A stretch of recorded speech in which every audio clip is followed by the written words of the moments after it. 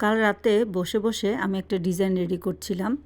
তো হঠাৎ মাথায় আসলো এটা তো আমি রিলের জন্য রেডি করতে পারি, সেই জন্যই একটু রিল ভিডিও করার জন্য ভিডিওটা করে নিলাম। তো এটা আমি একটা কাগজের মধ্যে ডিজাইনটা করছি। ডিজাইনটা রেডি করার কারণ হচ্ছে আমি একটা শাড়িতে এটা কাজ করব। শাড়িটা হচ্ছে মসলিন শাড়ি।